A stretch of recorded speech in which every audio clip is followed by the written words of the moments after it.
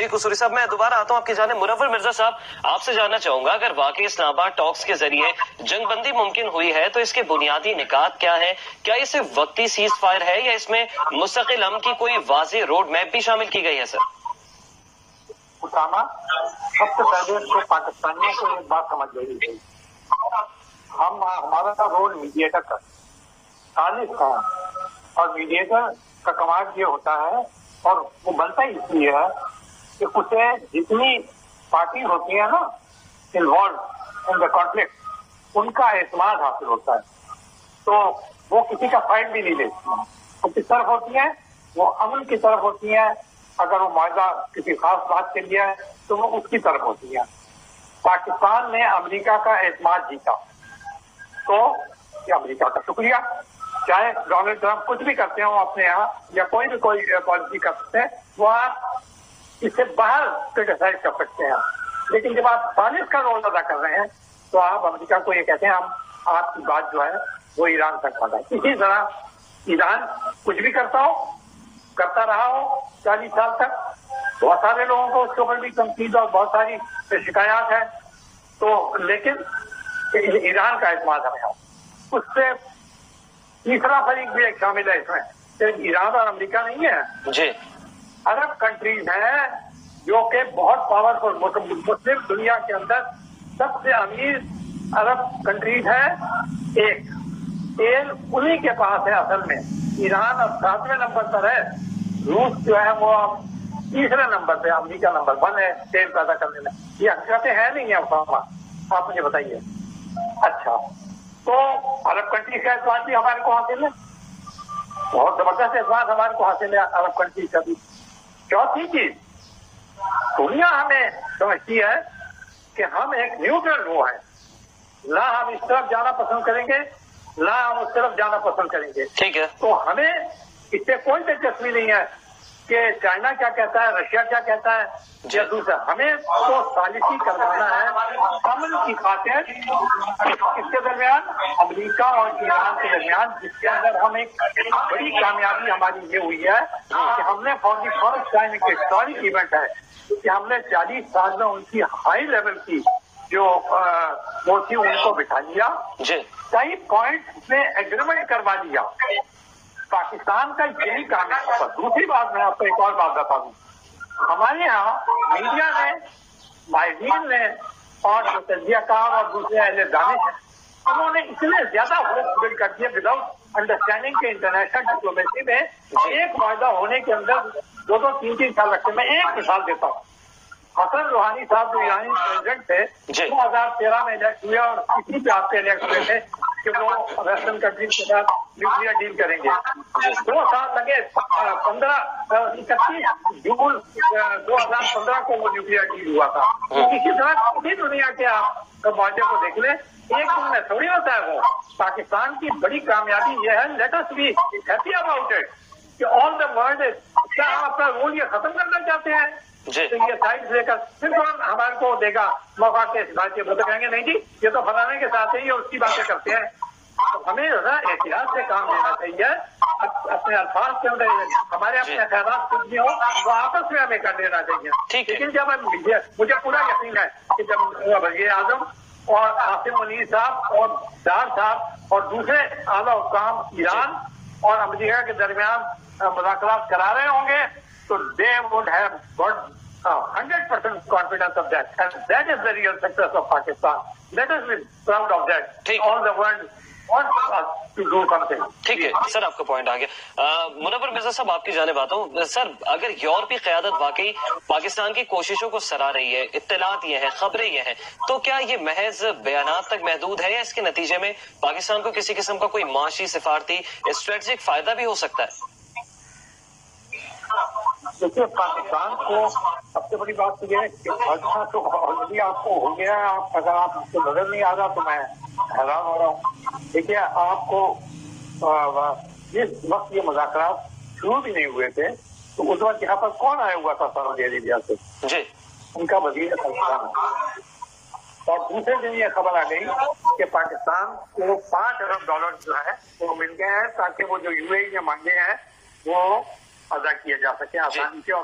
और फिर तीसरे दिन खबर, असल में ये खबरें नहीं देखते ना लोग, इतने इन्वॉल्व हो जाते हैं जज्बात के अंदर, कि पाकिस्तान के वजीर खजाना औरंगजेब इस वक्त कहाँ है? न्यूयॉर्क। किससे बातचीत कर रहे हैं? IMF से। किस चीज से बातचीत कर रहे हैं?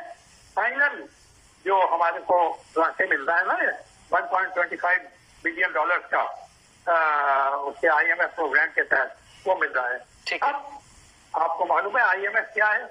IMF यूरोप और खास तौर पे अमेरिका के और वर्ल्ड बैंक और ये दोनों जो है ये इसी को फॉलो करते हैं। तो पाकिस्तान के लिए बहुत आसानी हो जाएगी कि ये IMF, एक तो मैंने बता दिया आपको कि आपको $5 अरब मिल गए हैं मौखर कीमत के ऊपर तेल, यानी वो जो कीमत अदा करनी है तेल की आपको सऊदी अरेबिया को 3 साल बाद है। तो IMF से आपको 1.5 बिलियन मिल जाएंगे, ठीक है। तो इसका मतलब है कि वर्ल्ड की तरफ से भी आपको ओके हो गया ना, ठीक है। क्या आपका रोल जो है वो बड़ा तो आपको लगता है ये जो डेवलपमेंट हुई है पाकिस्तान की आलमी साख को वाकई मजबूत करेगी? मतलब देखिए, जो पाकिस्तान को, देखिए आप हमें किसी खुशफहमी और गलतफहमी में भी नहीं रहना चाहिए जी। पाकिस्तान की मेन कमजोरी क्या है और क्या स्ट्रेंथ है ना, ये हमें पता होना चाहिए ना। पाकिस्तान की कल तक आप यही इसी मीडिया में बैठे हुए तमाम ये पॉलिटिशियन, तमाम ये जो माहिरीन है वो क्या चीज डिस्कस कर रहे थे कि पाकिस्तान इक्तिसादी तौर पर बहुत कमजोर है ना। 2 साल पहले हम दिवालिया होते होते बचे हैं और अभी भी पाकिस्तान की जो ग्रोथ रेट है हार्डली 3 पे है, ठीक है ना। ये कोई बड़ी कमेंडेबल पोजीशन तो नहीं है।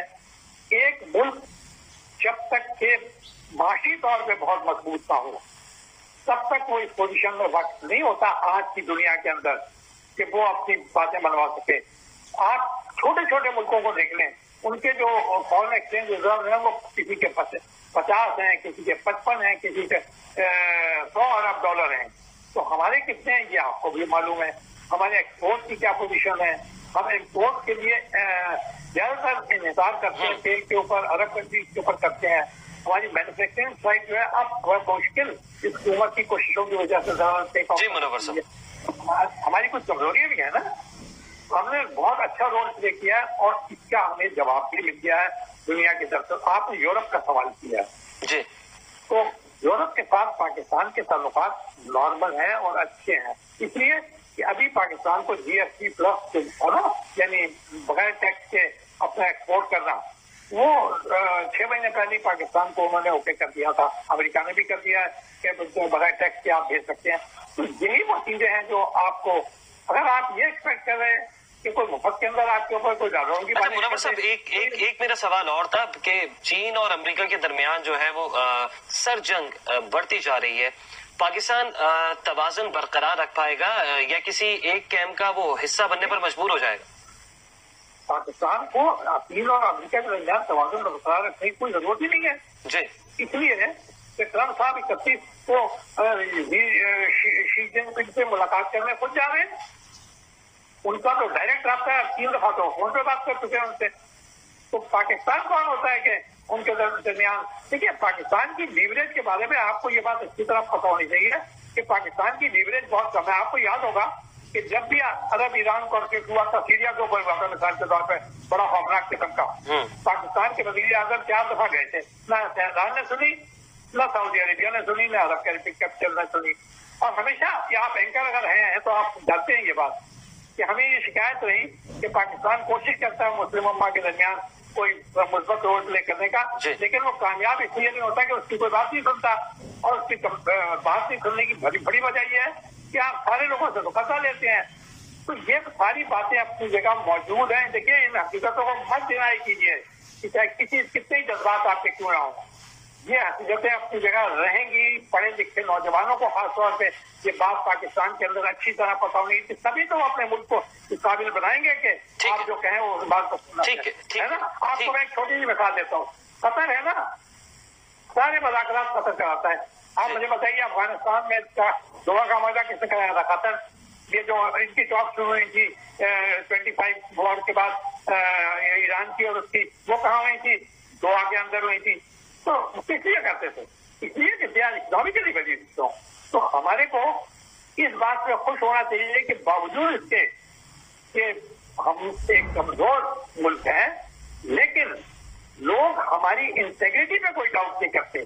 हमारी क़यादत ने उन्हें ये रियलाइज कर दिया है कि वी आर दोज पीपल जो के अमन के ख़्वाह हैं और अमन की खातिर न्यूट्रल हो सकते हैं और कामयाब और जिम्मेदारी से। और यही बात पाकिस्तानी आवाम को भी करना चाहिए और यही बात पाकिस्तान के अहले दानिश को भी ठीक है मुनव्वर मिर्जा साहब, नहीं किया तो आप वो नहीं करा सकेंगे कुछ भी। ठीक है मुनव्वर मिर्जा साहब।